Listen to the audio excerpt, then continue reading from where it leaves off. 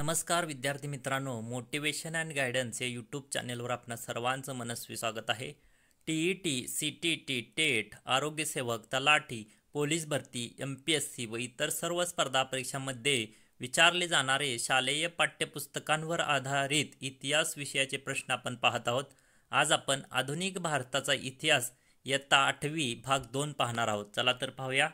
प्रश्न पहिला, ताराबाई शिंदे यांनी कोणता ग्रंथ लिहिला? तर त्यांनी स्त्री पुरुष तुलना हा ग्रंथ 1882 मध्ये लिहिला. प्रश्न क्रमांक 2, अनाथ बालिकाश्रम कोणी स्थापन केले? तर महर्षी धोंडो केशव कर्वे यांनी अनाथ बालिकाश्रम स्थापन केले. प्रश्न क्रमांक 3, केरळमध्ये सुधारणा चळवळ कोणी सुरू केली? तर नारायण गुरु यांनी केरळमध्ये धर्म सुधारणा चळवळ सुरू केली. प्रश्न क्रमांक 4, ब्राह्मो समाजाची स्थापना कोणी केली? तर राजाराम मोहन रॉय यांनी 1828 मध्ये बंगालमध्ये ब्राह्मो समाजाची स्थापना केली. प्रश्न क्रमांक 5, परमहंस सभेची स्थापना कोणी केली? तर दादोबा पांडुरंग तरखडकर यांनी परमहंस सभेची स्थापना केली. प्रश्न क्रमांक 6, मुंबई येथे प्रार्थना समाजाची स्थापना कोणी केली? तर मुंबई येथे प्रार्थना समाज आत्माराम पांडुरंग तरखडकर यांनी केली. प्रश्न क्रमांक 7, मुंबई येथे आर्य समाजाची स्थापना कोणी केली? तर स्वामी दयानंद सरस्वती यांनी 1875 मध्ये मुंबई येथे आर्य समाजाची स्थापना केली. प्रश्न क्रमांक 8, रामकृष्ण मिशनची स्थापना कोणी केली? तर स्वामी विवेकानंद यांनी 1897 मध्ये रामकृष्ण मिशनची स्थापना केली. प्रश्न क्रमांक 9, अमृतसर येथे कोणती सभा स्थापन झाली? तर सिंग सभा अमृतसर येथे स्थापन झाली. प्रश्न क्रमांक 10, शीख समाजातील सुधारणावादाची परंपरा कोणी सुरू ठेवली? तर अकाली चळवळीने ही परंपरा चालू ठेवली. प्रश्न क्रमांक 11, द मोहामेडन लिटररी सोसायटीची स्थापना कोणी केली? तर अब्दुल लतीफ यांनी बंगालमध्ये केली. प्रश्न क्रमांक 12, मोहामेडन ॲग्लो ओरिएंटल कॉलेज कोणी स्थापन केले? तर सर सय्यद अहमद खान यांनी स्थापन केले. प्रश्न क्रमांक 13, मोहामेडन ॲग्लो ओरिएंटल कॉलेजचे रूपांतर कशात झाले? तर मुस्लिम विद्यापीठात झाले. प्रश्न क्रमांक 14, साहित्य क्षेत्रातील नोबेल पुरस्कार 1913 मध्ये कोणाला मिळाला? तर रवींद्रनाथ टागोर यांना मिळाला होता तो.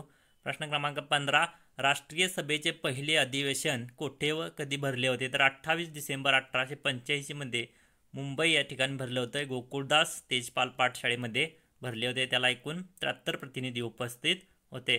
प्रश्न क्रमांक 16, इंडियन नॅशनल काँग्रेस स्थापनेत कोणी पुढाकार घेतला? तर सर ॲलन हुम यांनी पुढाकार घेतला. प्रश्न क्रमांक 17, जहाल कालखंड कोणता? तर 1905 ते 1920 हा जहाल कालखंड म्हणून ओळखला जातो. प्रश्न क्रमांक 18, लोकमान्य टिळकांनी मंडालेच्या तुरुंगात कोणता ग्रंथ लिहिला? तर गीता रहस्य हा त्यांनी ग्रंथ लिहिला. प्रश्न क्रमांक 19, बंगालची फाळणी कोणी व कधी जाहीर केली? तर लॉर्ड कर्झन यांनी 1905 मध्ये बंगालची फाळणी जाहीर केली. प्रश्न क्रमांक 20, 16 ऑक्टोबर फाळणीचा दिवस काय म्हणून पाळला जातो? तर शोक दिन म्हणून पाळला जातो.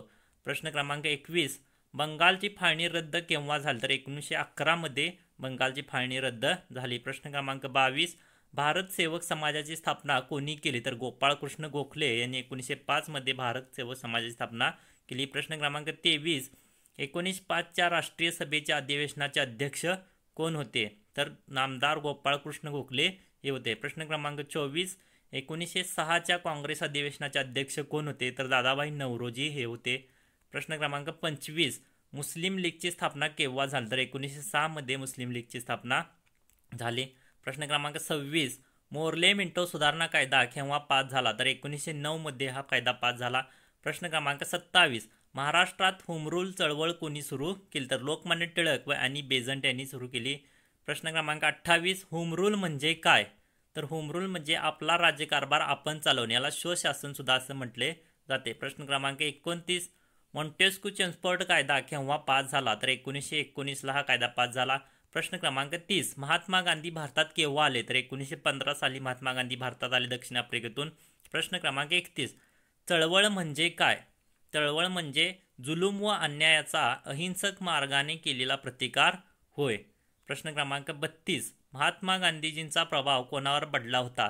तर मार्टिन ल्युथर किंग अमेरिकेचे होते आणि नेल्सन मंडेला दक्षिण आफ्रिका यांच्यावर महात्मा गांधींचा प्रभाव पडलेला होता. प्रश्न क्रमांक 33, चंपारण्य सत्याग्रह केव्हा झाला? चंपारण सत्याग्रह 1917 मध्ये झाला. प्रश्न क्रमांक 34, गुजरातमधील खेडा जिल्ह्यात साराबंदी चळवळ केव्हा सुरू झाली? तर 1918 मध्ये चळवळ सुरू झाली. प्रश्न क्रमांक 35, रॉबर्ट कायद्याला काय म्हटले जाते? तर काळा कायदा असे सुधारवलं कायद्याला म्हटले जाते. प्रश्न क्रमांक 36, अमृतसर येथे सभाबंदीचा आदेश कुणी दिला होता? तर जनरल डायर या अधिकाऱ्याने दिला होता. प्रश्न क्रमांक 37, जालियनवाला बाग हत्याकांड केव्हा घडले? तर 13 एप्रिल 1919 मध्ये हे हत्याकांड घडले. प्रश्न क्रमांक 38, बैसाखी सणाच्या निमित्ताने जमलेल्या अमृतसर येथील जमावावर कोणी गोळीबार केला? तर जनरल डायर या अधिकाऱ्याने गोळीबार केला. प्रश्न क्रमांक 39, जालियनवाला बाग हत्याकांडास जबाबदार कोण होते? तर मायकेल ओडवायर हा या जालियनवाला बाग हत्याकांडास जबाबदार होता. प्रश्न क्रमांक 40, रवींद्रनाथ टागोर यांनी कोणते किताब परत केले? तर सर आणि नाईटहुड हे त्यांना किताब मिळाले होते, त्यांनी ते परत दिले. प्रश्न क्रमांक 41, शांततेत चाललेल्या मिरवणुकीवर पोलिसांनी लाठी हल्ला कोठे केला? तर उत्तर प्रदेशमधील चौरा चौरी या ठिकाणी हा लाठी हल्ला केला. प्रश्न क्रमांक 42, स्वराज्य पक्षाची स्थापना कोणी केली? तर मोतीलाल नेहरू व चिरंतन दास यांनी स्वराज्य पक्षाची स्थापना केली. प्रश्न क्रमांक 43, भारतीय नेते एकमताने राज्यघटना तयार करू शकत नाहीत अशी टीका कोणी केली? तर भारत मंत्री बर्कनहेड यांनी ही टीका केलेली आहे. प्रश्न क्रमांक 44, कोणता दिवस स्वातंत्र्य दिन म्हणून साजरा केला होता? तर 26 जानेवारी 1930 हा स्वातंत्र्य दिन म्हणून साजरा केला गेलेला होता. प्रश्न क्रमांक 45, दांडी यात्रेला प्रारंभ कधी झाला? तर 12 मार्च 1930 ला दांडी यात्रेला प्रारंभ झाला. प्रश्न क्रमांक 46, साबरमती ते दांडी किती अंतर होते? तर 385 किलोमीटर होते. प्रश्न क्रमांक 47, सरहद्द गांधी म्हणून कोणाला ओळखले जाते किंवा ओळखतात? तर खान अब्दुल गफार खान यांना सरहद्द गांधी म्हणून ओळखले जाते. प्रश्न क्रमांक 48, खुदाई खिदमतगार म्हणजे परमेश्वराचे सेवक या संघटनेची स्थापना कोणी केली? तर खान अब्दुल गफार खान यांनी केली. प्रश्न क्रमांक 49, गुजरातमधील धारासणा सत्याग्रहाचे नेतृत्व कोणी केले? तर सरोजिनी नायडू यांनी केले. प्रश्न क्रमांक 50, महाराष्ट्रात जंगल सत्याग्रह कोठे कोठे झाले? तर बिळाशी, संगमनेर, मालवण, चिरनेर, पुसद या ठिकाणी